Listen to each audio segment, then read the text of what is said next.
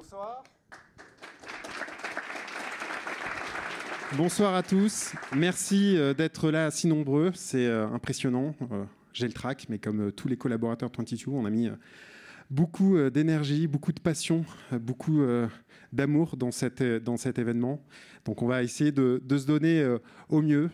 Je suis très fier de la grande annonce qu'on va vous faire ce soir. Vous allez voir, on vous a réservé plein de surprises. On a beaucoup de choses à vous présenter sur notre produit, les évolutions de notre produit qui reflètent notre ambition, notre émotion, notre stratégie. Alors pour ceux qui ne me connaissent pas, je suis Sylvain Montaureau. Ça fait 20 ans que j'ai la chance de travailler dans les nouvelles technologies et j'ai eu l'incroyable chance de travailler avec des GAFAM au tout début de leur histoire. J'ai eu l'opportunité de rencontrer et de conseiller des entrepreneurs charismatiques qui ont monté les grandes licornes françaises qu'on connaît et qui ont bouleversé le quotidien de millions de personnes à travers le monde. Mais je dois vous avouer que je n'ai jamais croisé une société comme 22. 22, c'est une société composée de collaboratrices et de collaborateurs expérimentés, agiles, ambitieux, qui ont une véritable vision. Ils ont entre leurs mains un produit incroyable. Un produit qu'on va vous présenter ce soir, mais qui bouleversera dans les années qui viennent nos usages. Un produit, vous allez le voir ce soir, où le champ des possibles est infini.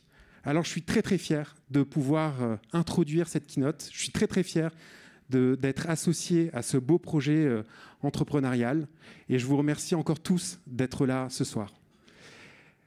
Avant de commencer, il y a une personne qu'on souhaitait remercier en tout particulièrement. Cette personne, elle est très chère à mes yeux pour deux raisons. La première des raisons, c'est qu'elle nous permet d'être là ce soir gratuitement. Et pour les gens qui me connaissent, le contrôle des coûts, c'est un élément très important de mon quotidien. Et donc, je suis très content de pouvoir créer un événement aussi beau à des coûts limités. Et la deuxième des raisons, elle est encore plus importante que la première, c'est que cette personne, elle va nous aider à accélérer notre activité. Elle va nous aider à accélérer notre déploiement des produits, de nos produits en France et à l'étranger. Je vous demande de faire un tonnerre d'applaudissements pour Arnaud de Google.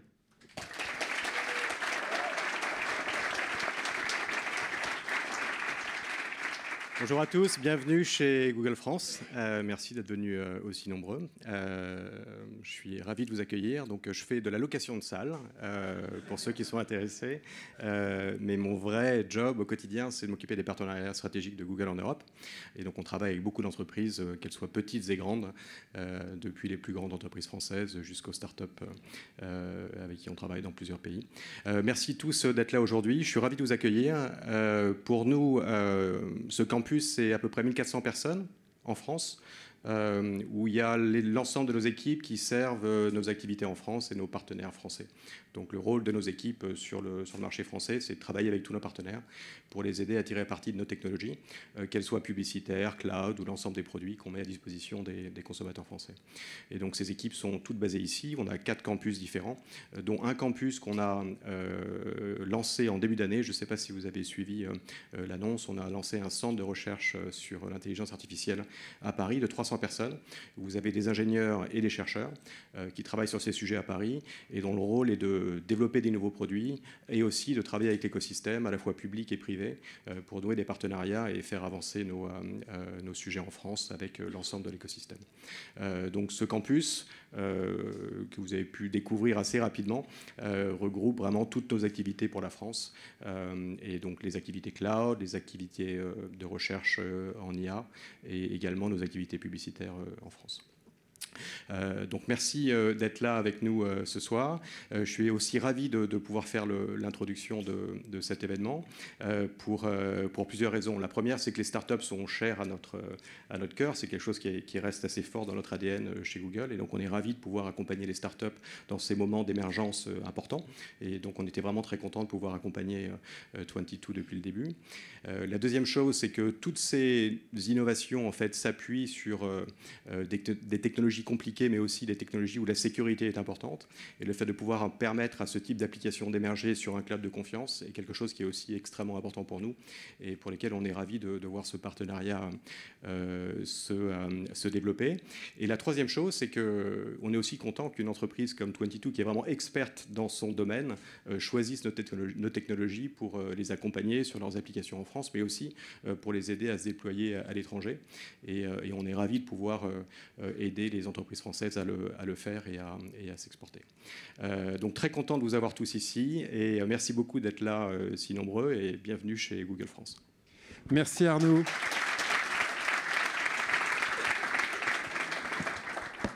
Et encore merci de nous recevoir dans cette belle maison qu'est Google. Je nous souhaite au minimum d'avoir le même succès que Google. Alors il y a une deuxième personne qu'on souhaitait remercier avant de démarrer la keynote. Alors cette personne, elle incarne une institution qui est très chère pour nous, qui nous aide depuis nos débuts. Vous savez une aventure entrepreneuriale, c'est une épopée et on a besoin d'avoir des personnes de confiance qui croient en nous, qui nous soufflent dans les ailes. Et cette institution, elle le fait depuis le début en ouvrant des portes chez les grands comptes et on y reviendra notamment un petit peu plus tard. Cette institution, c'est la French Tech et c'est sa directrice, Julie, qu'on souhaite remercier.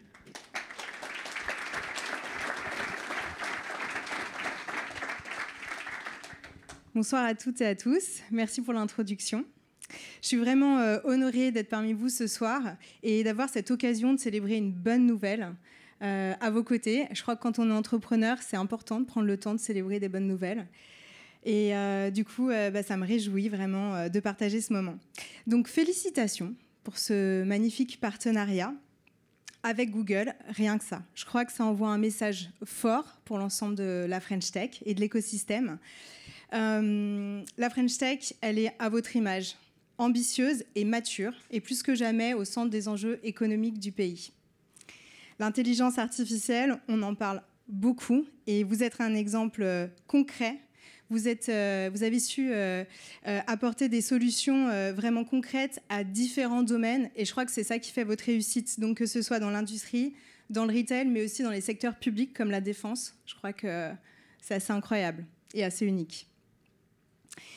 C'est donc la preuve, je crois, et vous serez certainement d'accord avec moi, que la France peut rivaliser en termes d'intelligence artificielle avec les autres pays. Et à la mission French Tech, on a très vite compris que 22 avait de grandes ambitions. Et on est très, très fiers de voir une entreprise comme vous avoir rejoint le classement des French Tech 2030. Rien que ça, 125 pépites qu'on a la chance d'accompagner au quotidien. D'ailleurs, dont 46% contribuent à la chaîne de valeur de l'intelligence artificielle. Donc voilà, c'est assez impressionnant. Et ce que vous faites avec l'analyse de flux vidéo est un véritable exemple de la valeur qu'on peut apporter aux entreprises, concrètement, aux grandes entreprises. Et il y a un chiffre que j'avais envie de vous partager parce que moi, il m'étonne encore, c'est que seulement 30% des grands groupes utilisent l'intelligence artificielle aujourd'hui avec des solutions concrètes comme 22. Donc on a encore une marge de progression et c'est quelque chose sur lequel on a vraiment envie de travailler au sein de la mission French Tech avec notamment le programme Je choisis la French Tech que vous connaissez bien qui a une ambition simple, c'est de doubler d'ici 2027 la commande publique et la commande des grands groupes auprès des startups comme 22.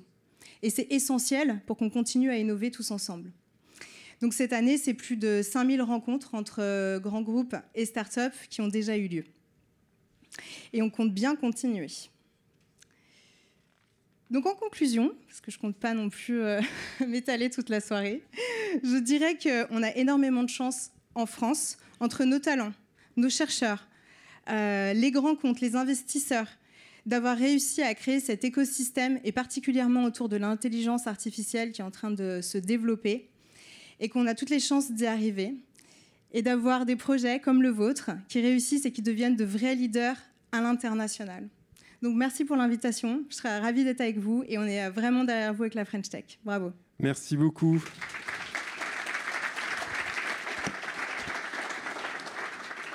Merci Julie, merci pour tes mots, pour ton soutien, et merci à la French Tech d'être derrière nous depuis le début. Ça y est, on y est. C'est le moment tant attendu où on va vous présenter notre star, le produit. Et je vous propose qu'on commence dès maintenant. Alors soyez prêts, mettez-vous confortablement dans votre fauteuil, ouvrez grand vos oreilles, ouvrez grand vos yeux, et puis profitez parce qu'on a des intervenants de grande qualité. Et puis que le show commence.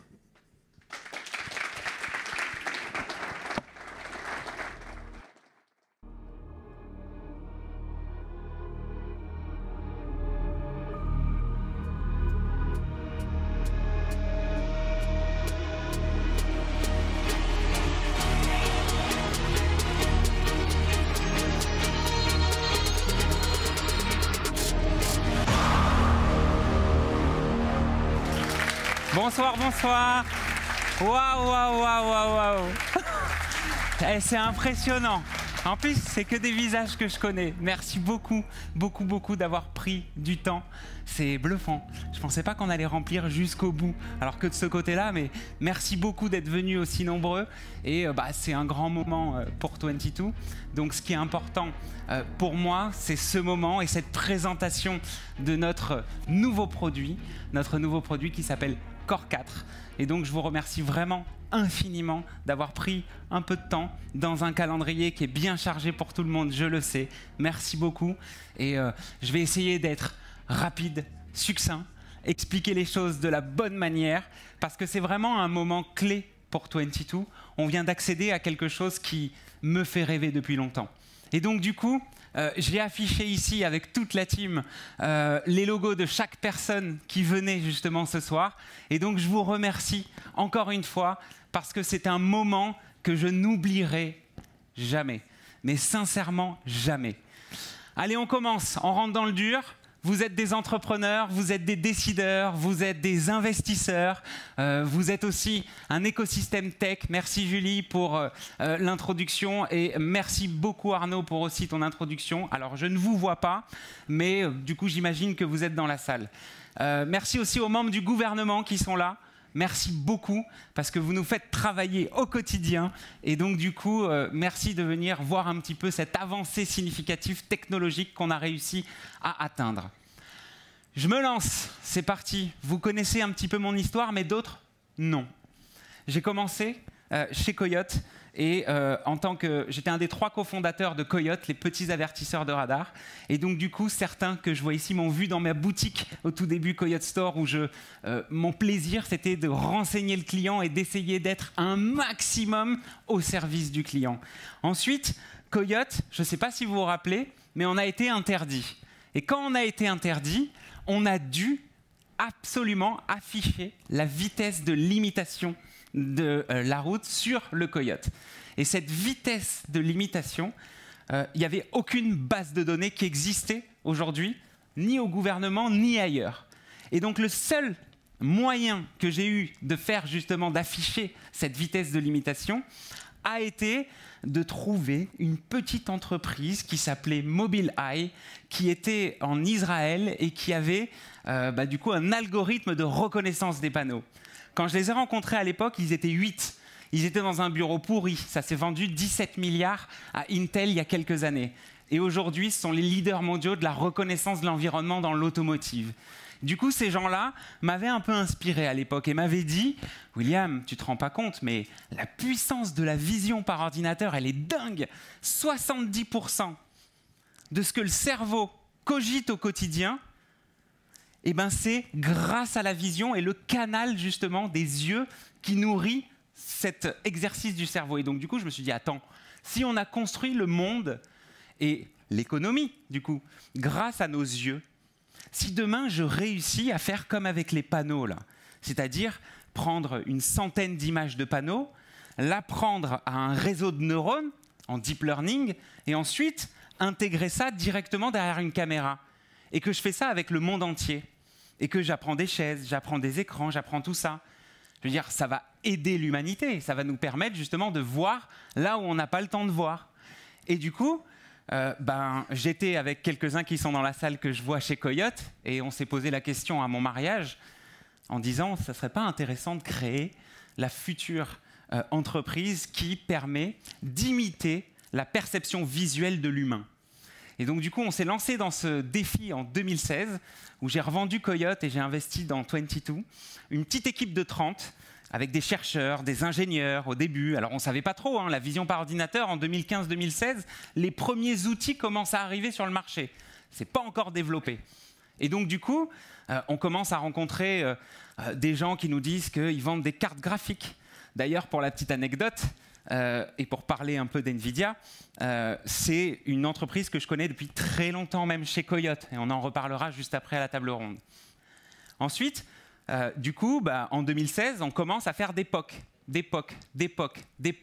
On va voir la SNCF, de quoi vous avez besoin.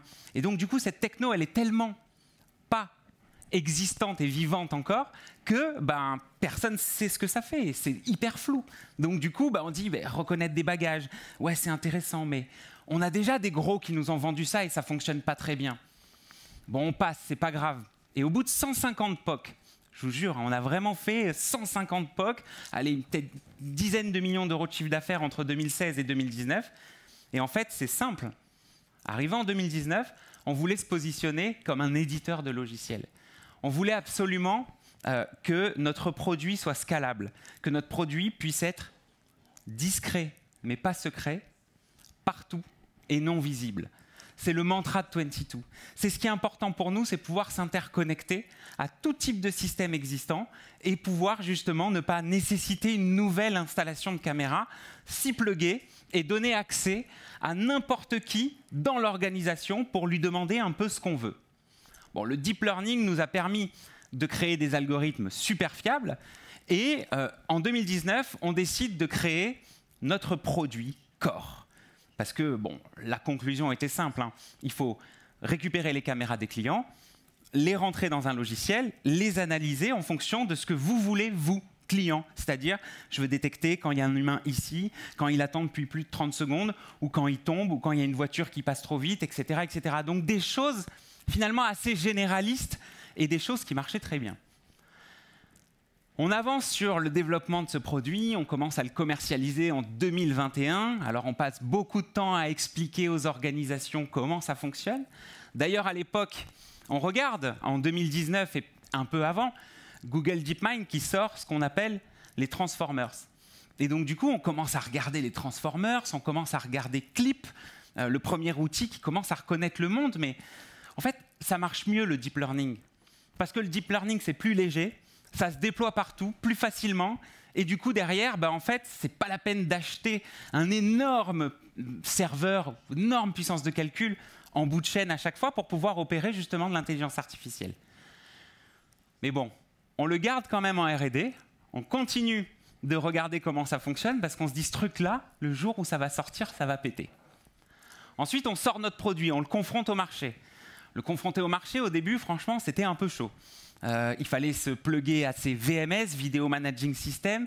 Il fallait opérer auprès des gens, c'est-à-dire, ne vous inquiétez pas, ça ne détecte pas l'identité des personnes. C'est RGPD compliant. Un humain est comme un objet. Vous inquiétez pas, ça marche bien. Vous inquiétez pas, ça ne va pas faire fuiter de la donnée caméra. Et on commence à avoir nos premiers clients sur 3 piliers. Plutôt gouvernement, avec un logiciel d'enquête vidéo qu'on distribue aujourd'hui au ministère de l'Intérieur. Et d'ailleurs, on les remercie, c'est 50% de notre chiffre d'affaires. Et on continue de développer de l'analyse post-traitement, et ça cartonne. Deuxième verticale, c'est tout ce qui est transport et logistique.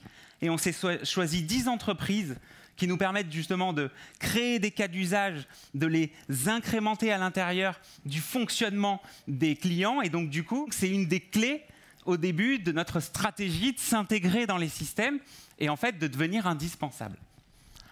Ensuite, la dernière verticale qu'on a ouverte là il y a peu de temps et on va en parler beaucoup, c'est le retail.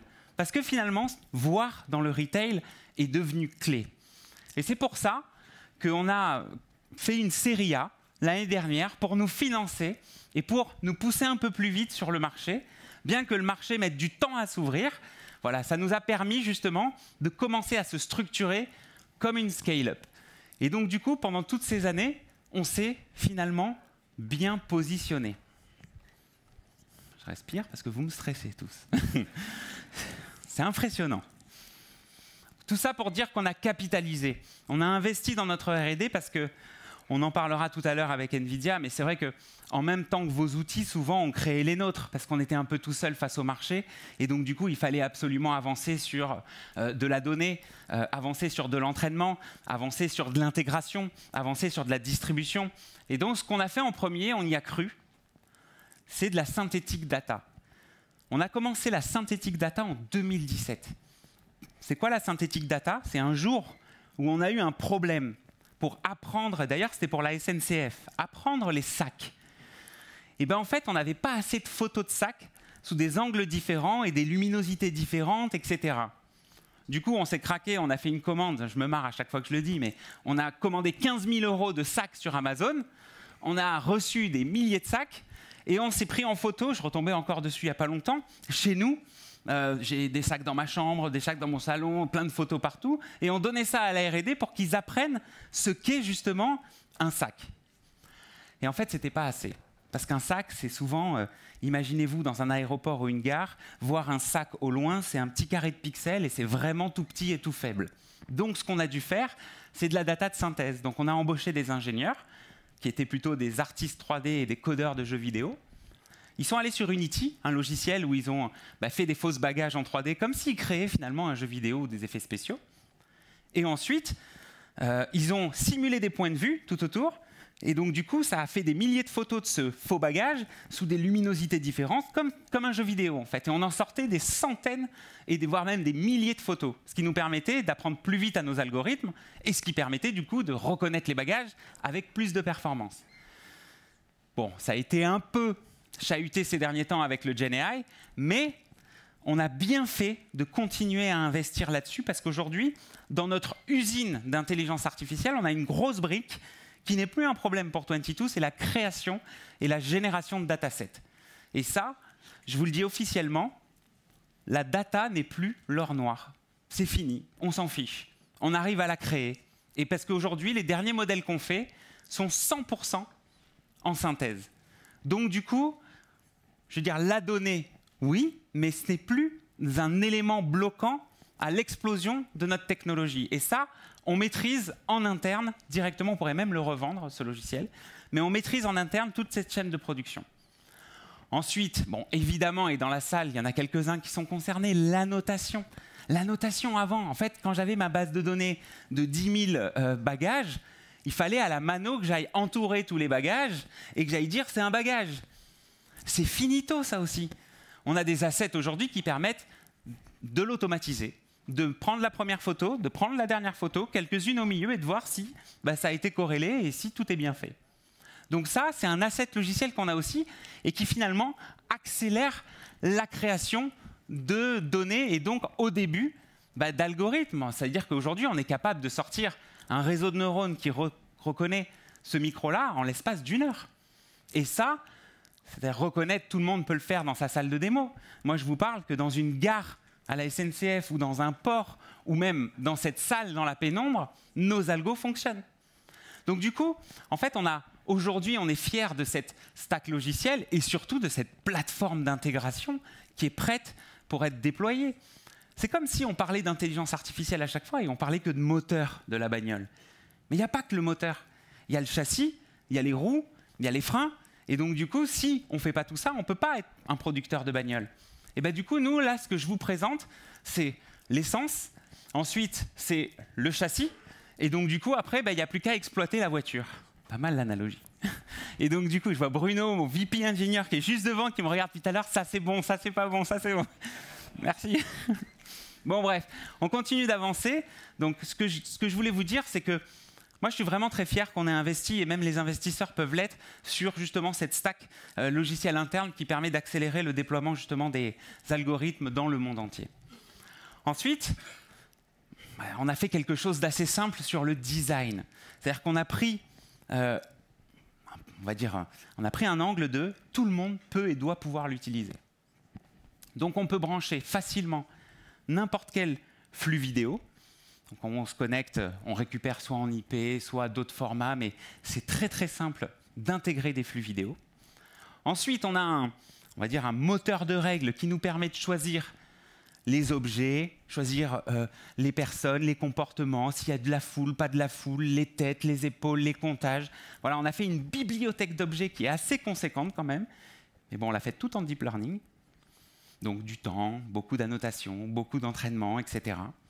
Et ensuite, on a développé donc du coup un autre moteur de règles qui permet de dire dans cette zone-là, entre telle heure et telle heure, ou ici, puis ensuite ici, les personnes qui passent dans l'autre, alors ça donne ça. Et donc choisir cette zone, cette ligne et ce calendrier permet en fait de reporter les yeux et le cerveau que vous avez un peu partout à l'intérieur justement de votre organisation pour pouvoir mieux comprendre, pour pouvoir détecter, pour pouvoir compter et faire des statistiques.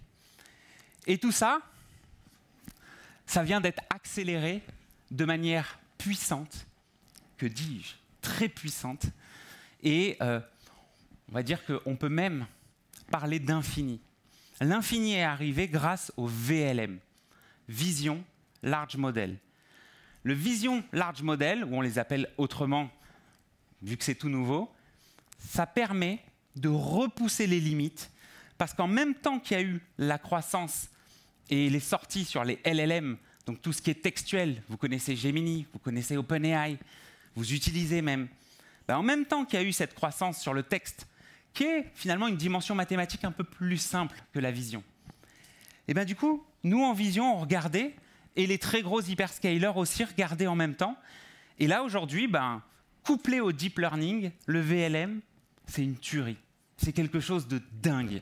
Et en fait, la puissance du deep, qui est léger, qui sait s'installer partout, se scaler vite, qui sait être précis, qui sait avoir une timeline, il reconnaît le temps, ça c'était avant, pas après.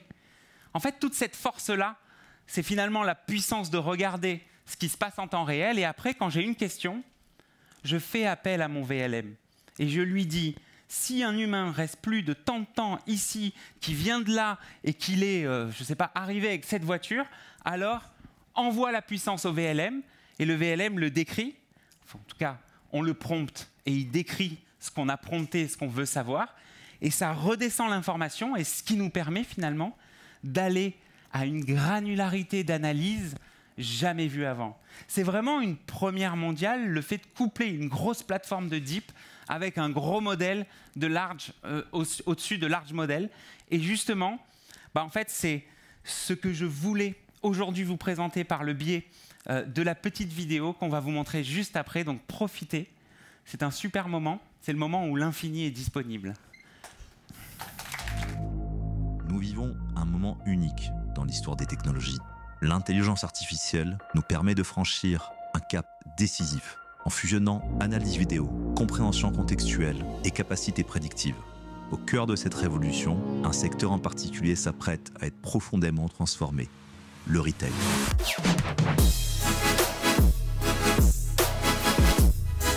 Aujourd'hui, les enseignes font face à un défi de taille. Comment réinventer et réenchanter l'expérience en point de vente afin d'améliorer les performances commerciales et opérationnelles? Comment répondre aux attentes clients en termes de fluidité, en termes de personnalisation de cette expérience, à l'instar des parcours digitaux? Avec Core 4, nous rentrons dans une nouvelle ère du Retail Analytics. C'est la capacité de capter l'ensemble des interactions clients en point de vente afin de développer la connaissance client par persona. Les nouvelles fonctionnalités d'IA de Core 4 permettent d'aller bien au-delà de la simple collecte de données. Aujourd'hui, nous pouvons identifier des éléments précis comme l'âge, comme le sexe, jusqu'à analyser le style vestimentaire des clients. Ces données offrent une opportunité unique d'affiner les stratégies marketing et de business intelligence. Il ne s'agit plus seulement de mesurer, mais de comprendre en profondeur pour anticiper les besoins clients et avoir un impact qui soit réel sur l'alignement de la performance commerciale en point de vente. Pour les réseaux de retail comme Iris Gallery, ce qui est important, c'est d'avoir une très forte granularité en termes de données, que ce soit au niveau macro ou micro, au niveau des points de vente. Core 4 nous permet d'avoir l'accès à l'ensemble de ces fonctionnalités en mode cloud, c'est-à-dire accessible partout dans le monde pour tous nos utilisateurs. Avec Core Insights, le pilotage de performance devient simple. Le dashboard sur mesure permet de suivre des KPI adaptés aux spécificités de chaque client, offrant une visibilité instantanée sur les données critiques. Comme on a pu le constater dans les grandes enseignes du retail, l'interface intuitive du dashboard rend l'interprétation des insights accessible à tous, facilitant la prise de décision pour des équipes qui ne sont pas techniques. L'avantage de la solution Core 4, c'est qu'elle est compatible directement avec l'ensemble de nos systèmes, que ce soit du hardware avec les caméras en galerie ou l'ensemble de nos softwares qu'on utilise déjà pour le business intelligence. Que ce soit pour optimiser les parcours clients dans un centre commercial ou pour analyser les flux de visiteurs dans un musée, Core s'adapte à toutes les situations. Sa flexibilité en fait un allié pour de nombreux secteurs. Chaque secteur peut bénéficier d'une analyse IA sur mesure. Core permet de répondre à une infinité de cas d'usage, toujours avec précision et pertinence. Core 4 marque une rupture technologique dans l'intelligence visuelle. En combinant l'analyse vidéo temps réel et l'utilisation de nouveaux modèles IA multimodaux, ce qu'on appelle aussi des VLM, notre solution est désormais à la hauteur de la capacité d'analyse contextuelle du cerveau humain. Core Engine est notre orchestrateur IA qui optimise et synchronise nos modèles de deep learning. Notre interface permet de déployer des règles métiers complexes, détection multiclasse, analyse comportementale séquentielle ou encore monitoring multizone. Notre solution garantit des performances optimales quel que soit l'environnement. Avec Core 4, nous ne proposons pas seulement une technologie avancée d'analyse vidéo, nous offrons une véritable plateforme d'intelligence visuelle, capable de transformer des données brutes en insights actionnables pour des décisions éclairées et une optimisation continue. Ça pète, hein.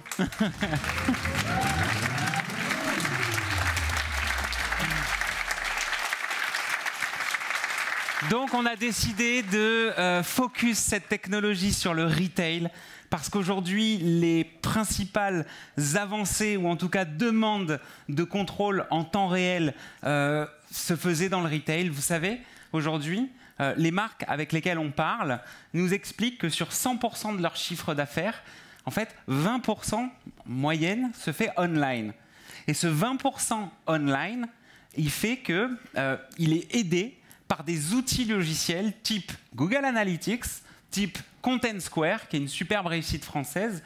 Pourquoi? Pour analyser le parcours et le tunnel d'achat des clients et essayer d'optimiser ce parcours sur 20% de leur PNL. Nous, on propose de le faire sur les 80% restants. C'est-à-dire, grâce aux caméras déjà installées, on se plug derrière et on leur apporte les mêmes analytiques et les mêmes indicateurs qu'un Content Square peut accrocher justement sur un website. Nous, on le donne en live, ce qui permet de comparer les magasins, de suivre la productivité des magasins, de suivre le fait qu'il y ait assez de RH pour répondre à la demande, de mesurer les temps d'attente, les temps de vente, et ça va même beaucoup plus loin. Quel objet est touché combien de fois par jour, par quel type de client, pourquoi, et est-ce que le taux de transformation peut être touché et peut être justement réglé en fonction de tous ces indicateurs. Et donc du coup, aujourd'hui vous le voyez, c'est un peu un rêve pour moi ce produit parce que le deep learning étant souvent long, souvent compliqué et très performant, là on vient rajouter en fait tout le champ des possibles.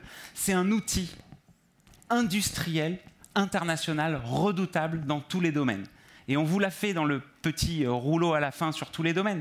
Donc on se concentre aujourd'hui sur le retail, mais c'est un peu comme un chat GPT. Vous lui demandez n'importe quelle question ou un Gemini. Et bien là, on peut dire qu'on a un modèle et un produit à qui on demande ce qu'on veut, où on veut, imaginer pour pouvoir voir ce que vous voulez, où vous voulez, quand vous voulez, si vous voulez, avec le volume que vous voulez. Vous pouvez gérer un ensemble de magasins. D'ailleurs, quelqu'un qui l'a bien pigé, qui m'a impressionné, et c'est notre premier client en scale avec notre produit. Il est à la sortie et il a une vraie liaison avec notre philosophie qui est la vision. Je ne sais pas si vous connaissez tous, mais c'est en train de grandir son réseau à une vitesse pas possible et depuis qu'on s'est rencontrés, on n'y voit que des synergies. Je vous demande d'accueillir Paul-Antoine Bria, c'est le patron et le fondateur d'Iris Galerie. Je te donne un petit micro. Merci d'être là. Merci à toi, William. Merci beaucoup. Merci à tous. Alors, je vais vous parler de la réalité, parce que William vous a parlé du rêve. Donc, maintenant, je vais vous parler de la réalité, le retail. Alors, tout d'abord, dans cet univers de la tech, je vais vous parler aujourd'hui du retail. Et commencer par un chiffre qu'a cité tout à l'heure William, c'est 70%. 70%, c'est la proportion d'informations que nous, humains, captons par la vision. Donc, Les yeux sont très importants, les iris en particulier. Donc, vous pourrez tenter l'expérience à la fin. On a installé un petit stand, une petite galerie, dans lequel vous pourrez prendre une photo de votre œil, puisque c'est le métier d'Iris Gallery. En fait, qu'est-ce qu'on fait? Il y a 3 ans, on a eu une idée, c'est de prendre la photo des yeux des gens, parce que dans leurs yeux, en particulier dans leurs iris, on voit plein de choses. D'abord, on voit leur unicité. Il faut savoir que vos yeux, vos iris, sont 10 000 fois plus précis que vos empreintes digitales. Ils sont beaux, vous avez tous de beaux yeux. Même ceux qui ont les yeux marrons, très marrons, etc. vont dire « mes yeux n'ont pas d'intérêt, il n'y a que les yeux bleus ». Non, tous vos yeux sont magnifiques et je vous laisserai tester ça après pour ceux qui ne l'ont pas encore fait. Donc ce 70%, ça veut dire quoi? Ça veut dire que nous, retailers, on vit une énorme frustration.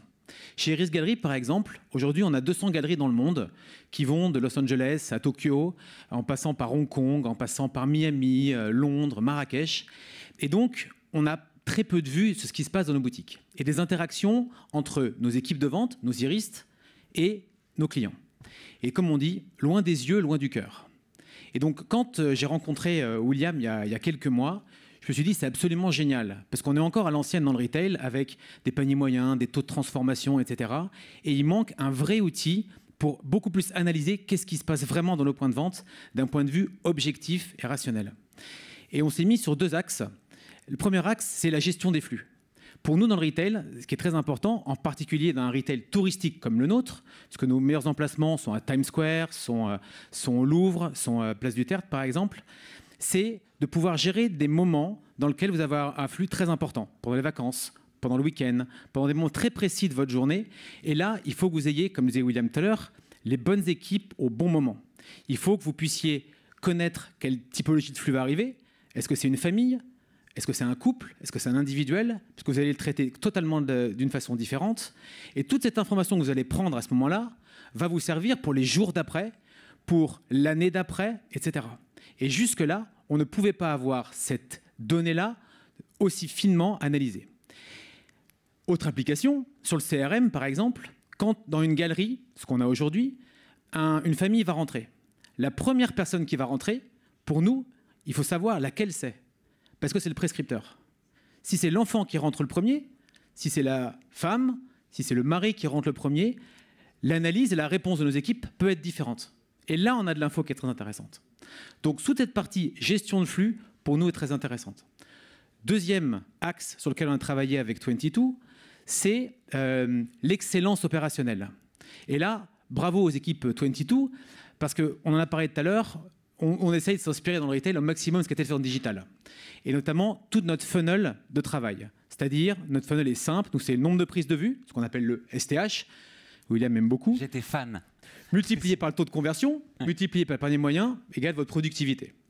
Et en fait, 22 a complètement collé notre funnel en mettant des capteurs, des captations et des analyses sur chacun des éléments de notre métier. Et ça, on a aimé parce qu'on n'a pas eu à retravailler tout notre funnel. C'est vous qui vous êtes vraiment adapté à ce que nous, on faisait. Et là-dessus, un exemple. Dans notre funnel de transformation, on a par exemple le temps de prise de vue, qui chez nous est entre 1 minute 50 et 2 minutes 10. Et grâce à vous, on a pu voir que certaines galeries étaient à 3 minutes 30, 4 minutes 30. Et donc ça veut dire, qu'est-ce qu'on peut améliorer dans notre training? Qu'est-ce qu'on peut améliorer dans notre façon de faire pour réduire ce temps et le mettre là où il doit être, là où il est expliqué en formation. Et ça, c'est génial. Vous pouvez mettre aussi en place de l'A/B testing, ce que nous, on ne pouvait pas faire avant trop dans le retail. Donc, sur ces 2 axes-là, avec 22, on a réussi à avoir des progrès spectaculaires en quelques mois. Je pense qu'on est qu'au tout début du computer vision, avec vous, au tout début de l'aventure. Et 2 points que je voulais souligner qui étaient importants pour nous dès le début. Le premier, c'est le respect du RGPD. De par notre activité, on doit faire très attention, l'anonymisation des informations, etc. Et donc, on voulait s'assurer que 22 était dans la même vague que nous, ce qui est exactement le cas. C'est ça, un humain, on le reconnaît comme un objet, on n'a pas la possibilité d'aller dans le détail, si ce n'est que grâce au VLM, au genre, mais de manière statistique, pas temps réel. Donc, on respecte la RGPD. Et deuxième axe qui était très important pour nous, c'est qu'on vient d'intégrer notre production. Aujourd'hui, on a une usine avec à peu près 80 personnes là-bas. Et on va intégrer dans les semaines qui viennent 22 également dans notre usine pour faire exactement le même travail que ce qu'on fait dans nos points de vente, c'est-à-dire améliorer les temps minutes de chacune de nos étapes pour améliorer la productivité. Et c'est une superbe démonstration pour nous de vente transversale, parce qu'encore une fois, on milite sur le fait que la vision s'applique un peu partout, et d'avoir un cas justement où on vient analyser le STH, que j'adore, et donc la productivité de chaque point de vente, mais en même temps que vous, tout seul, vous trouviez que ça peut servir dans l'usine pour contrôler aussi. Enfin, je trouve ça exceptionnel et c'est la meilleure des démonstrations. Donc, bravo pour tout ce que tu as créé et bravo pour justement ce scale de Yellow Corner jusqu'à Eric Gallery. Merci, c'est gentil. On voit, c'est impressionnant. C'est vrai, cool. Et deuxièmement, tu es officiellement notre premier client en cloud qui scale sur des dizaines et des dizaines de magasins. Donc, merci beaucoup devant tout le monde. C'est gentil. Merci. Tu déchires. Merci beaucoup. Et donc, du coup, tout l'enjeu, parce que c'est bien la technologie, et je viens de vous faire exactement une demi-heure sur la technologie. C'est bien. Mais la technologie, il faut que ça serve aussi au business. J'allais dire au retail trop vite. Au business. Et dans le business, ce qui est important, c'est comprendre aussi qu'on est humble et on sait qu'on est des éditeurs de logiciels. On n'a pas forcément les cas d'usage des clients finaux. On ne sait pas forcément emmener des grosses organisations sur des nouvelles technologies et on n'est pas non plus forcément au tout début lié avec tous les systèmes de toutes ces entreprises. La deuxième partie de cette présentation et de cette conférence va se faire avec 3 acteurs majeurs de notre scale en cours. On va parler avec une personne de chez Google, que je vais vous présenter dans pas longtemps, de chez Nvidia aussi, et on commence avec quelqu'un que je respecte beaucoup, qui brille quand elle discute sur scène. Je vous présente Charlotte de Capgemini. Bienvenue Charlotte. Hello. Merci pour cet accueil chaleureux. Merci pour cette preuve de confiance en étant associé à un événement aussi important que celui-là. Je suis très admirative de ce que vous faites en tant que développement de produits. Je suis très admirative aussi du collectif d'individus que vous êtes, extrêmement attachant et visionnaire. Donc merci pour cette opportunité, William. Merci de venir ici et merci d'apporter aussi finalement tout ce que tu vois de ton industrie. Et merci beaucoup de me faire confiance depuis pas mal de temps, mais on va en parler juste après. Je te remercie. Merci. Va t'asseoir, je t'en prie. Merci beaucoup, Charlotte. Ensuite, nous accueillons une personne aussi que je connais depuis pas mal de temps, et je vous présente Alexandre Kossignac de Nvidia.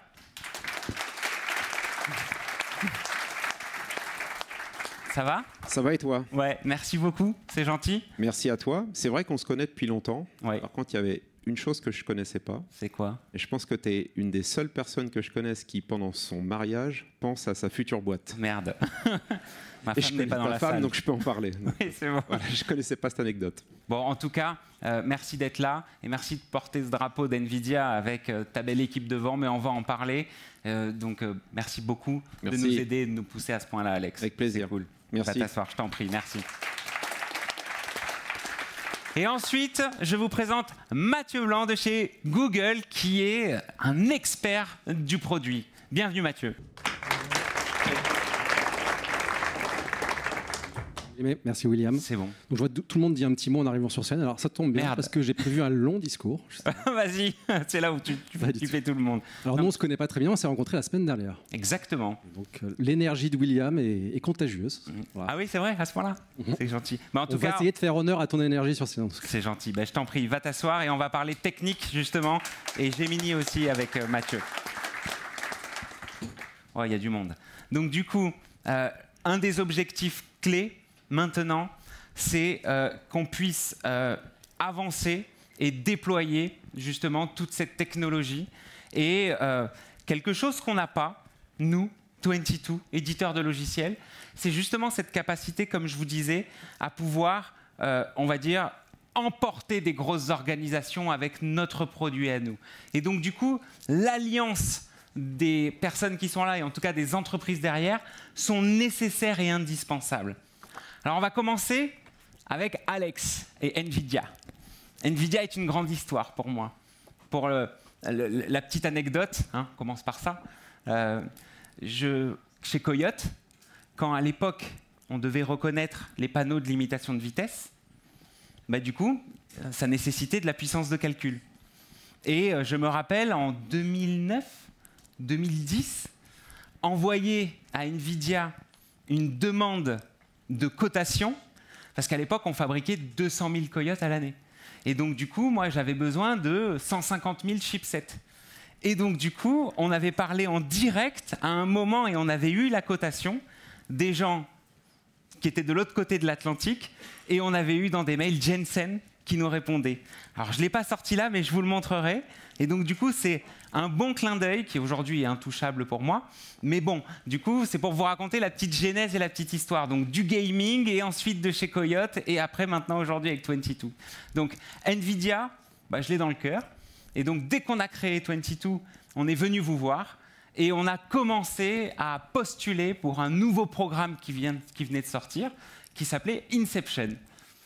Tu te rappelles d'Inception ? Exactement. Yes. Donc aujourd'hui, Inception, c'est plus de 20 000 startups. Donc c'est un accompagnement dédié pour les startups. À la fois pour avoir des crédits, comme tu disais, pour accéder aussi bien au matériel et au logiciel. Donc ça vous a permis de faire vos tests à la fois pour entraîner vos modèles et pour les inférer.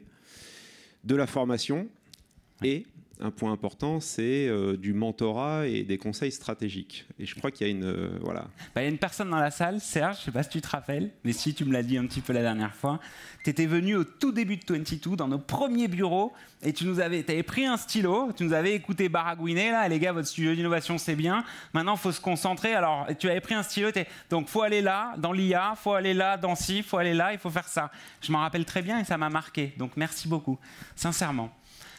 Et donc, du coup, oui, il y a cette espèce de force que vous nous donnez, parce que quand on crée un modèle au début, on ne sait pas quelle carte acheter. Quand on crée, du coup, derrière, une portabilité sur le cloud, on ne sait pas combien ça va coûter. Et en fait, vous avez fait un espèce de jumeau numérique où on a été parmi les premiers à s'enregistrer dessus, c'est Metropolis.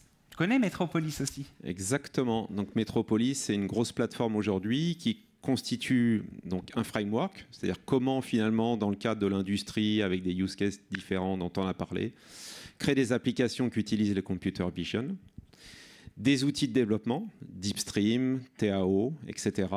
Et ces fameux microservices dont on reparlera peut-être tout à l'heure pour assurer une portabilité du modèle. Donc NVIDIA nous permet d'avoir des environnements de développement pour pouvoir justement tester nos algorithmes et notre produit comme si c'était en mode réel, et ça nous permet de tout dimensionner.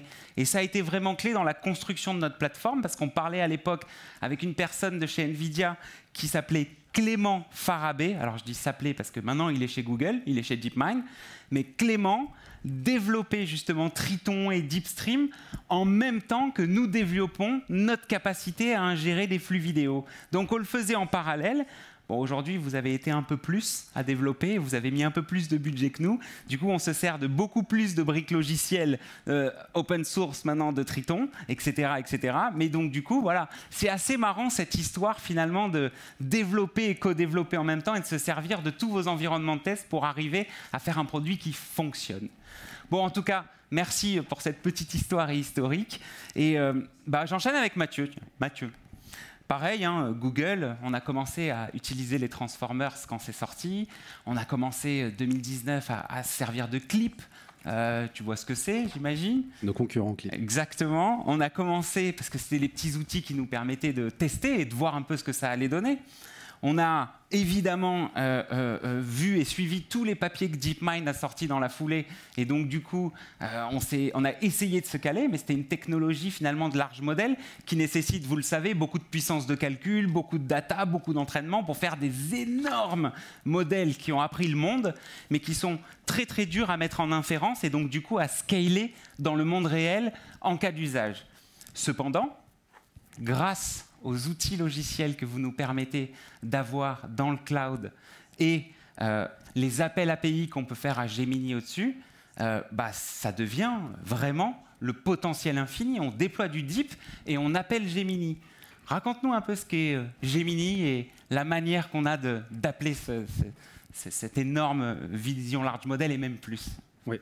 Tu parles de vision large. Et ouais, on est dans la vision, là. On définit parfois, nous, Gemini, comme un large multimodal modèle. C'est-à-dire capable de raisonner, d'extraire de l'information depuis des informations de plein de modalités différentes. Donc, le texte, j'imagine que beaucoup de gens dans cette salle ont déjà joué avec ce qu'on appelle des LLM, des ChatGPT, des Gemini, des Claude, des Mistral, des choses comme ça. Oui.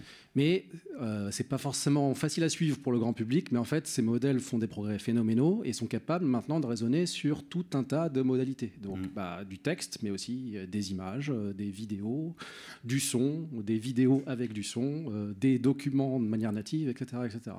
Et donc, l'intérêt de Gemini en général, et en particulier pour 22, ce que tu expliquais tout à l'heure, William, c'est qu'on est capable de prendre une image, une vidéo, de l'envoyer à Gemini, lui dire extrais-moi les informations qu'il y a dedans, dis-moi à quel moment il se passe ça dans la vidéo, lis-moi ce qui est écrit sur le papier que la personne montre à l'écran et donne-moi le texte automatiquement. C'était un exemple qu'on avait utilisé, nous, quand on a sorti de Gemini. Ah oui. On utilisait un film de Buster Keaton pour faire ça. Okay. Et voilà, on est capable de parler. Alors, tu évoquais l'idée de reproduire la vision humaine à travers 22, en gros c'est ça l'idée, c'est qu'on parle à ces modèles, on lui amène des images, des vidéos et on lui parle en langage naturel en disant c'est ça l'information que je veux obtenir de ça, et on peut obtenir un taux d'accuracy très intéressant grâce à ça. Et avec beaucoup de granularité.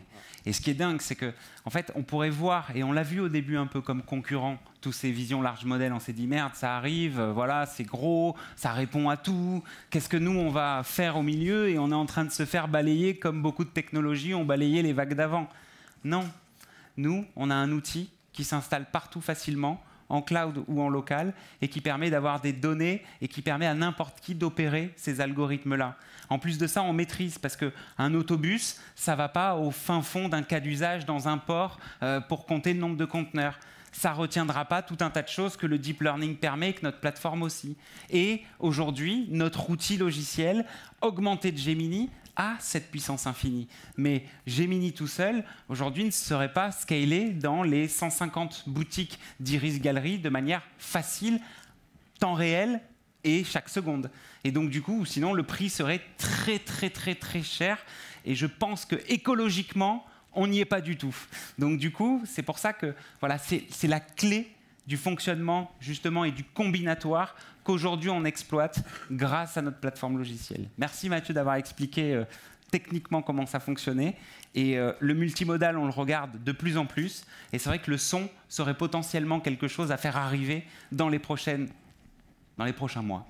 Je me tourne vers toi, Charlotte, parce que maintenant, voilà, c'est comme je disais tout à l'heure, on ne sait pas forcément transformer les organisations, on ne sait pas forcément emporter justement les gens et les nouveaux process, on ne sait pas forcément savoir quel cas d'usage il va falloir déployer, à quel endroit. Et donc du coup, on bosse en partenariat depuis pas mal de temps. Et explique-nous un peu à quoi on peut te servir dans ta stratégie. C'est plus que ça. Waouh. C'est plus que ça. On fait un métier, tu le disais, de transformation. Donc le groupe Capgemini, majeure française, acteur de technologie qui en fabrique, qui en intègre, qui en déploie. Au sein du groupe Capgemini, on a une entité qui s'appelle Capgemini Invent, qui est l'acteur de conseil en stratégie et en transformation, donc qui accompagne des directions métiers dans l'utilisation des nouvelles technologies. On a commencé à travailler ensemble, on s'est découvert en 2018 grâce à un client qui s'appelle L'Oréal. Une pensée pour Christina qui était notre client de l'époque. Pense à toi. Pense à toi. À l'époque dans un environnement industriel, mais il se trouve que l'application de l'IA et en l'occurrence de la vision par ordinateur est éminemment applicable à tout un tas d'environnements. On a vu le retail, on va parler des gares, des aéroports, des ports, des villes. Et le métier qu'on fait aujourd'hui, c'est d'accompagner ces grands acteurs qui ont des enjeux de performance opérationnelle, performance industrielle, de développement de nouvelles expériences clients, de développement aussi de top line sur l'identification des cas d'usage qui permettent de le faire là où il y a le plus de valeur, à moindre effort, et d'accompagner aussi la transformation, le comment. Et dans le comment, il y a le choix des technologies. Il y a l'adoption de ces technologies, il y a l'intégration de ces technologies. Et on a décidé d'investir 2 milliards d'euros en juillet 2023 sur l'IA, sur l'IA générative et la vision par ordinateur. Et quand il s'agit de regarder la vision par ordinateur, il n'y avait pas d'autre choix que de se dire que vous étiez le partenaire central de la mise en place de cette stratégie. Donc c'est ça qu'on a vocation à faire ensemble, nous d'aider à identifier les bons usages, vous d'amener cette technologie et de le déployer ensemble à l'échelle et rapidement et à capex réduit, parce que tu l'as dit, vous êtes une plateforme extrêmement scalable. Et du coup, depuis, comment tu vois évoluer le marché et l'ouverture de ce marché? Parce que tu annonces que Aiman Ezzat, justement, le patron de Capgemini, vient d'investir, ou en tout cas de mettre un véhicule d'investissement de 2 milliards sur l'IA. Quand? Et est-ce que tu vois en ce moment une espèce d'ouverture de ce marché sur la vision par ordinateur? Ou est-ce que tu le vois depuis pas mal de temps? Ou est-ce que tu penses que ça va venir? C'est quoi ton avis? Ça fait plus de 10 ans qu'on développe, et nous y compris, des algos dans des environnements très spécifiques. L'Oréal en est un. On a travaillé aussi pour des acteurs publics, privés sur les développements de solutions custom. Et dans le même temps, on voit en fait tout un tas de cas d'usage qui sont extrêmement standardisables. Ce que vous avez fait et vous avez encapsulé dans votre plateforme, toute cette intelligence standardisée. Et vous permettez aussi d'en développer à façon. Donc, réponse courte. C'est une technologie hyper mature. Oui, elle s'est développée, on accélère, mais elle est déjà développée depuis 10 ans. Donc, il n'y a juste aucune raison de ne pas y aller. Vous avez rendu extrêmement facile à appréhender en termes d'adoption aujourd'hui. Donc, il va y avoir encore plus de moyens et de manière combinée avec d'autres technologies. On en parlera après sur les produits et services connectés. Le computer vision en complément d'autres solutions pour des transformations métiers à l'usage. Et d'ailleurs, on a vu, pour appuyer ce que tu viens de dire, que le combinatoire en computer vision était souvent justement ce qui marchait bien pour aller encore plus loin dans l'analyse de données. Je ne sais pas si vous vous rappelez des magasins autonomes d'Amazon qui, au début, avaient de la computer vision, avaient des lidars, donc c'est des radars, et avaient aussi des détecteurs de poids sous les étagères. Comme ça, les caméras voyaient l'objet qui est touché par quel humain.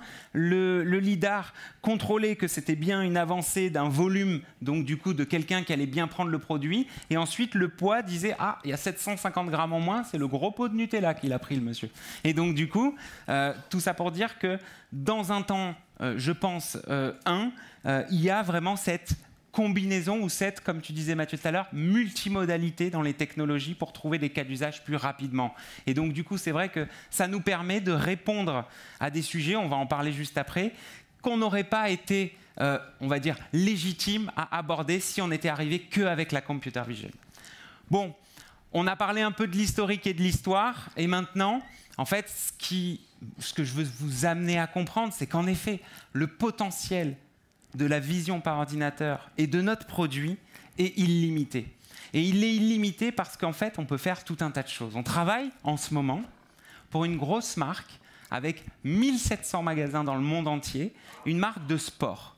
Une marque de sport qui voudrait justement voir en temps réel où sont les vendeurs. Et bien en fait, ça c'était clé parce que le scénario de base, c'était on voudrait compter les entrées-sorties et on voudrait compter le nombre de personnes qu'il y a dans chaque rayon. Bon, ça, easy. Notre deep learning, il le fait et on sait scaler. Et donc, du coup, là, on peut y aller. Sauf qu'on était 10 concurrents. Et sur les 10 concurrents, il y avait de tout. Il y avait du capteur, vous savez, binoculaire à l'entrée, donc des caméras collées au plafond spéciales pour le comptage. Il y avait justement les smartphones qui permettent de suivre les numéros IMEI, etc. En fait, on était plusieurs. Et un jour, dans un meeting, on s'est dit, bon, ben, c'est quoi l'étape d'après? L'étape d'après, c'est repérer les vendeurs, parce qu'en fait, on ne sait pas s'il y a assez de vendeurs chaque jour, et surtout, on aimerait que les vendeurs soient envoyés vers des personnes pour convertir au moment où les personnes sont en train d'hésiter sur des tailles ou des produits. Et donc, du coup, nous, on a commencé à se dire, OK, c'est possible. Si je reprends la démarche deep learning, je dois aller prendre des photos de ce vendeur qui a un chasuble d'une certaine couleur, je dois en prendre dans tous les sens, sous tous les angles, sous toutes les luminosités, avec de l'occlusion, etc. Sauf qu'en fait, là, non. Là, ça a été très simple pour nous. On a repris la stack logicielle que je vous montrais tout à l'heure. On a montré 3 photos de gilets de vendeurs. En fait, on a simulé de la data de synthèse. Et donc, cette data de synthèse, ça a appris à un réseau de neurones. Et ce réseau de neurones, en gros, derrière, il a permis de détecter uniquement les vendeurs. Et ça, poussé à Gemini, du coup, ça nous a permis aujourd'hui de dire que quand un vendeur est là avec un client, il reste en moyenne 2 minutes et demie et le client, souvent après, il va à la caisse. Et donc, comme disait tout à l'heure Paul-Antoine sur le côté analyse fine et granulaire, ben là, on a pu répondre à cet énorme client et on est en train de discuter avec eux d'un scale massif de tout un tas, justement, de cas d'usage que nous permet aujourd'hui notre produit. Et je me tourne à nouveau vers Charlotte pour parler justement d'un projet que tu as fait assez hallucinant. Alors, tu en as pas mal, hein, tu parlais justement du combinatoire des technologies. On peut parler peut-être de Air France ? Par exemple, cher à mon cœur. J'ai un peu grandi dans les aéroports et je sais que c'est un client qui vous est cher. Nous, on a commencé à travailler ensemble en 2008. Sujet de digitalisation des opérations du hub de Roissy-Charles de Gaulle, autour du passager, autour du bagage et autour du demi-tour avion. On en était passé du talkie-walkie à la gestion de l'information temps réel. Ça date un peu. Et ce que vous avez réussi à faire aujourd'hui grâce à votre technologie, c'est l'analyse en temps réel de l'ensemble des files d'attente du queuing, la gestion des flux des passagers à l'intérieur d'un aéroport. Le schéma logistique des clients, c'est une particularité extrêmement compliquée, a fortiori en France, avec un certain nombre de ressources limitées et des parcours Schengen de flux de passagers compliqués, et puis de détection de situations à risque. On s'est beaucoup creusé la tête pendant de nombreuses années pour arriver à le faire, et vous, comme ça, avec cette solution, vous avez réussi à industrialiser l'ensemble de ces cas d'usage et de façon extrêmement scalable et à moindre coût. Donc, et ce qui est top, merci, et ce qui est top, c'est que vu votre analyse assez transversale et comment vous avez mis en place tout votre accompagnement, nous maintenant, on nous teste pour plein de nouveaux cas d'usage. Et dernièrement, c'était de détecter aux embarquements le nombre de bagages et les tailles des bagages. Là, on peut le faire avec une caméra, on peut le faire en temps réel. Et c'est assez hallucinant, on en parlait juste avant. C'est des données qui, aujourd'hui, nous ont hallucinés. Aujourd'hui, on a testé déjà ça sur plusieurs gates d'embarquement et on a réussi à dire qu'une dizaine, voire même presque 30 à 50 personnes dans un gros avion étaient hors catégorie, passaient par la caisse, payaient 10 € et donc ça faisait quasiment 500 € par avion en plus. 500 € par avion en plus, ça faisait des PNL à plus de 100 millions d'euros à la fin de l'année pour une compagnie et une seule compagnie. Donc on ne parle pas de petits changements. On parle d'énormes changements. De la même manière qu'avec Disney, vous avancez et pareil, on est sur le combinatoire technologique avec les bracelets. Là, on va arriver un peu. On ne l'a pas encore fait, mais on est sur le point de le faire. On a développé ce qui s'appelle le Magic Band. C'est un petit bracelet, donc un composant physique intelligent qui vous est dédié à destination de digitaliser l'ensemble des interactions de type badgeage, a fortiori quand vous êtes un client VIP ou quand vous décidez de l'être pour la journée, ou pour la partie paiement, et qui vous permet aussi de recevoir des informations personnalisées. Imaginez demain combiner cette technologie avec celle de 22, ça vous donne le réplica d'un digital twin de parc d'attractions à l'échelle de ceux que vous pouvez trouver effectivement aux États-Unis, en France, en réseau. Il y a des gens qui sont friands et qui passent leur week-end, et de pouvoir prendre en temps réel la décision d'amener Minnie, Donald à tel ou tel endroit parce que c'est le rêve de tel enfant pour tel achat de service, gestion de queuing en temps réel, le staff vers tel ou tel type de restaurant. Ça alimente la prise de décision et ça permet aussi de gérer tout un cas de tax safety pour des enfants en bas âge. Je crois que le mot-clé, vraiment, tu l'as dit, c'est jumeaux numériques.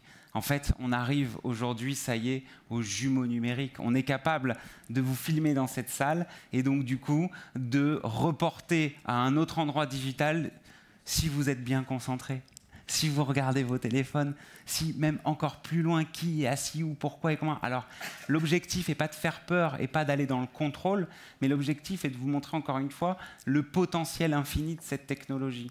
De la même manière, avec NVIDIA, on est en train de réfléchir en ce moment sur le cas, justement, on va en parler juste après, de sous ces gros transporteurs maritimes. Et ces transporteurs maritimes, aujourd'hui, l'objectif est d'avoir une centrale en cloud qui regarde les ports et qui permet de remonter en temps réel les opérations sur les ports. Mais après, donc ça, on arrive à l'opérer en cloud, mais après, dans chaque bateau, je ne sais pas si vous êtes allé dans ce siège de cette très grosse boîte française au 28e étage à Marseille, où vous avez un écran énorme, vous voyez le planisphère, vous voyez tous les bateaux un peu partout, et ensuite, le patron de cette boîte-là vous dit tiens, là, on clique là, et regarde, on a toutes les informations, à quelle heure il est arrivé, où, pourquoi, etc. Donc tout ça est rentré à la mano ou par des documents.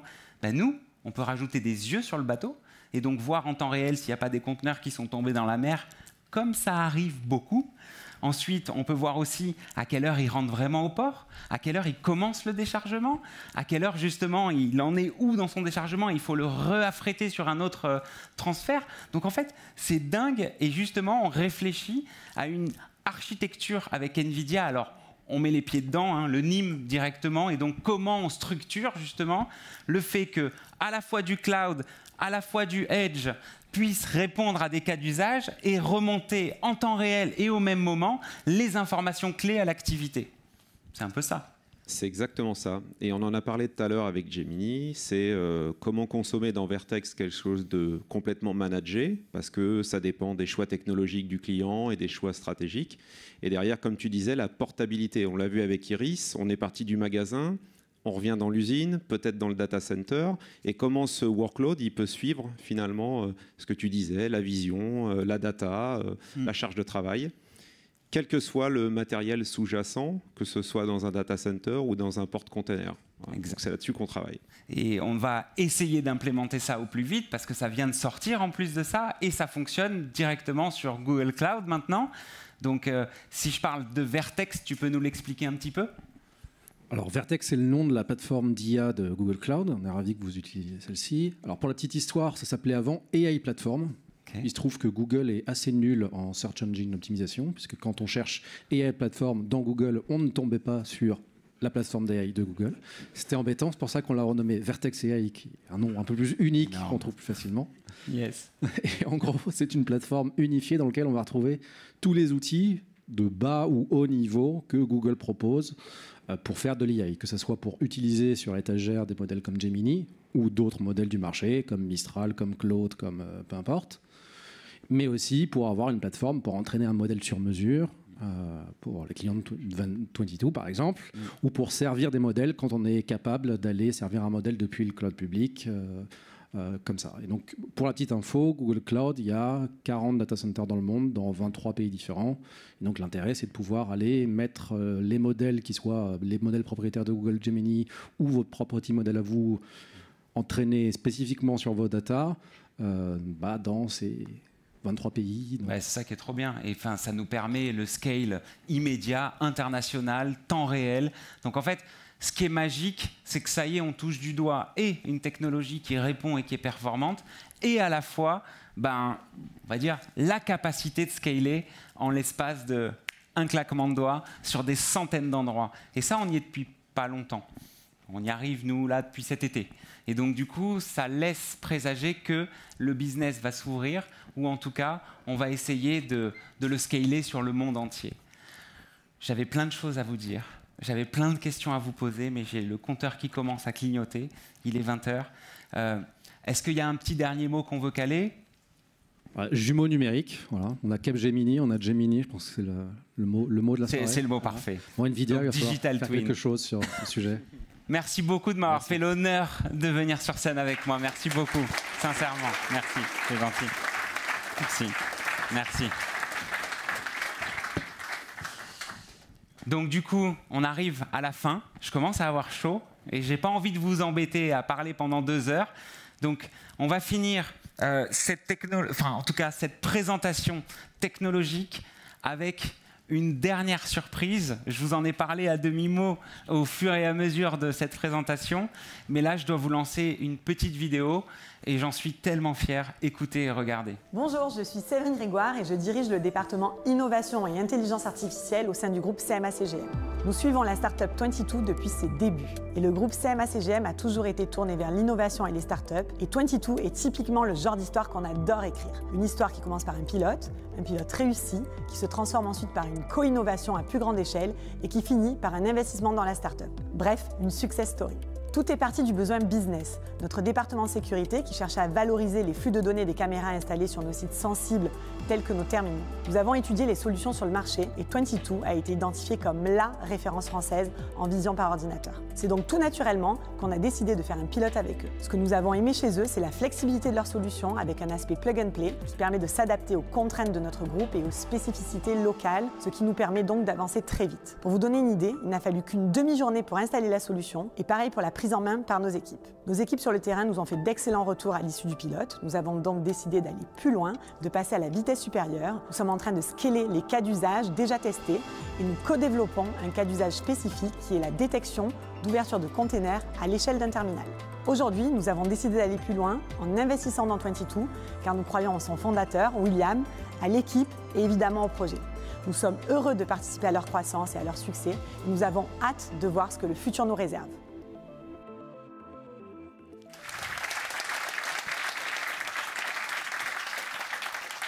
Donc, pour conclure, et puis permettre qu'on aille se restaurer juste derrière et discuter plus intimement, c'est disponible maintenant. Ça y est, le logiciel est disponible, on peut le déployer et on peut le scaler. Donc, vous allez recevoir, tous les présents ici, un mail vous offrant 5 licences à tester sur 1 mois. Il faut avoir des flux vidéo derrière. Mais bon, on peut trouver ensemble, appelez-moi, et vous pourrez tester ce logiciel dans une organisation quelle qu'elle soit. Aidez-nous, on a besoin d'aide, on a besoin de votre force, on a besoin de scaler commercialement, c'est important. Il faut qu'on démontre qu'on arrive justement à scaler dans le monde entier. En tout cas, on a le produit qui aujourd'hui est scalable et est le plus avancé en termes de vision temps réel sur des caméras déjà existantes. Et surtout, on s'adapte à tous les systèmes de caméras. On se connecte en cloud ou en serveur local et on est prêt à scaler partout dans le monde. Donc je voulais, pour finir, remercier ma team. Déjà souhaiter un bon anniversaire à David, notre patron du business. Bon anniversaire David, bravo. Là, je te fais un beau cadeau. Je te mets sur la rampe de lancement pour exploser dans le monde entier. Ensuite, merci à Sylvain, notre CFO, qui a présenté, et je t'écoutais en backstage, c'était parfait. Merci beaucoup Sylvain. C'est un honneur de t'avoir fait présenter. Merci aussi à mon associé et meilleur ami historique, Dame Mulem, qui est dans la salle pour toute l'organisation. Merci Dame. Et un merci profond et avec le cœur, parce que merci Charlotte d'avoir souligné qu'on est une team soudée et on se craque. On n'est pas habitué à ces gros événements non plus. Beaucoup me connaissent et me disent « Will, t'es à l'aise à l'oral » et de ça. Non, non, je suis mort de trouille depuis hier soir. Et vraiment, je suis très stressé de vous présenter ça. C'est un moment important pour moi. Et donc, du coup, je voulais remercier du fond du cœur aussi Thibaut, qui a assuré comme un chef justement l'organisation de cet événement. Thibaut, ça va vraiment droit au cœur et merci de l'effort que tu mets dans 22. Et pareil, Alex, Laure, Morgane et toutes les équipes de 22, merci beaucoup.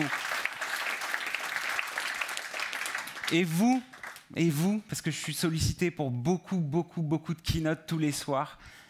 Putain, merci d'être là. Vraiment du fond du cœur, merci d'être là. Merci à tous. Et on se retrouve là-bas. Merci beaucoup.